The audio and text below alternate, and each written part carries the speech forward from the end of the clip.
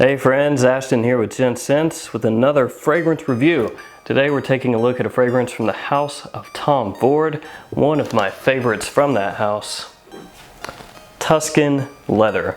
We'll go ahead and check out the presentation on the box and bottle. You'll have to forgive me, I'm a little bit lazy today. I do have the box for this, but it's put up and I did a quick glance and couldn't see it, so I'm just gonna use my tobacco vanille box back here. It looks the exact same, only it says Tuscan Leather on the front. So you should be able to get a good idea from that box. After we take a look at that presentation, we'll go ahead and jump into the fragrance itself. All right, let's go ahead and check out the box and bottles presentation. Again, forgive me, I'm using the tobacco vanille box. My Tuscan Leather box is put up and I don't feel like digging around getting it out. So if this were the Tuscan Leather box, it would say Tom Ford Tuscan Leather, Eau de Parfum 50 ml, and then at the bottom there, 1.7 fluid ounces. When you get this, the bottle will actually be sitting in like that. And then on the back you have your information, ingredients, the fact that it's flammable, etc. At the top, you can see there it says Tom Ford, if it ever focuses. And on the bottom, you have the batch code just printed right there. So again, if you've seen one of these, you've seen them all. They are nice looking, they're classy looking, obviously. Tom Ford Tuscan Leather Eau de Parfum 50 ml. The top is a gold plate with Tom Ford stamped in right there. Gold atomizer. It sprays decently enough. It's nothing to write home about, but it gets the job done. On the bottom you have your sticker with your typical information and your batch code right there. That is the presentation for Tom Ford Tuscan Leather. Again, pretty much all the private blends look the same, outside of some differences in label color or bottle coloration. In my opinion, they look great, especially if you have a bunch of them and kind of put them together in a line. It really makes them kind of stand apart from everything else in your collection. So this one doesn't need too much of an introduction. It's kind of one of the holy grail Tom Ford fragrances.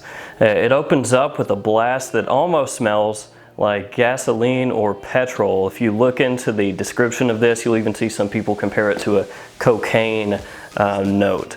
That dissipates fairly quickly, but it's readily apparent when you spray it on. If you smell it closely, you'll get that vibe. You'll know what I'm talking about.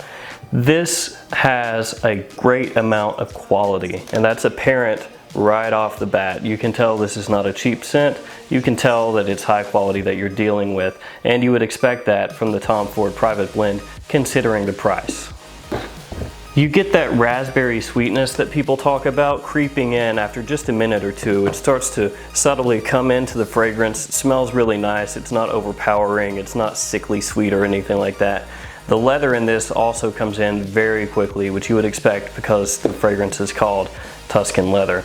It's really nice. It's slightly sweetened from that raspberry note. And there's also kind of a smokiness. It's like a smoked woods vibe that you get. It's more in the background than the leather note is, but it's there and it really adds to the composition.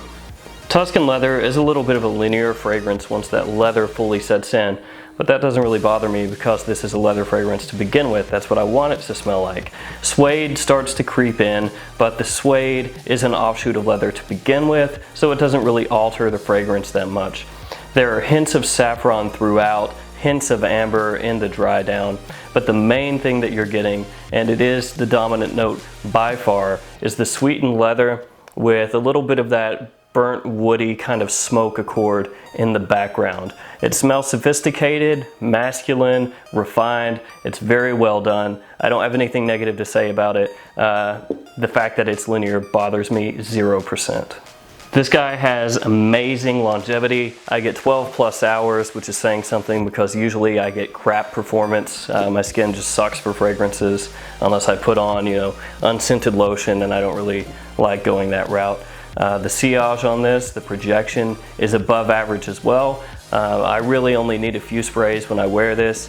If I spray it on as much as I would in eau de toilette, I'm basically going to be choking out an entire room. Considering the performance on this, it's better for fall and winter. It leans for formal and nighttime wear, but I wear it during the day and I wear it casually. I don't really get locked into wearing things in a very specific time, but that's definitely what this fragrance would trend best toward.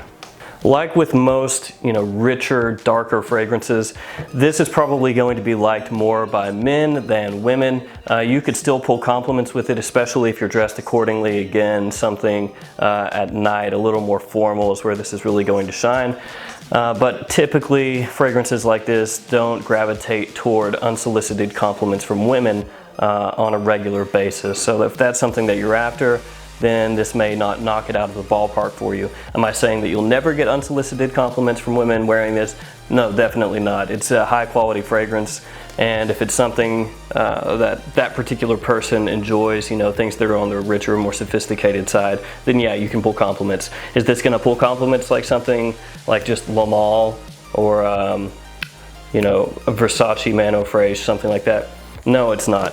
But you have to understand that this kind of fragrance is in a completely different stratosphere than those fragrances. As long as you're okay with that, then you should be fine with this. So yeah, that's pretty much my breakdown for Tom Ford Tuscan Leather. Honestly, this is one of my very favorite Tom Ford releases, especially from the private blend. It's fantastic as far as leather fragrances go. I mean, it's a straight up sweetened, slightly smoky, masculine leather fragrance, and I dig it. There are a lot of fragrances out nowadays that are very similar to this. Parfums de Marly Godolphin is one. Dueto Parfums Golden Boy is another. So I imagine there will be more and more fragrances that pop up over the years that have very strong similarities to this one, but this is the OG, so this is the one I usually reach for if I'm in that kind of mood. So yeah, let me know what you think of Tom Ford Tuscan Leather. Let me know where you think this falls in the whole private blend spectrum of fragrances, if it's one of the better mid-tier, or if for some reason you don't like it. As always, thanks for watching. Like, comment, subscribe. I will see you guys next time.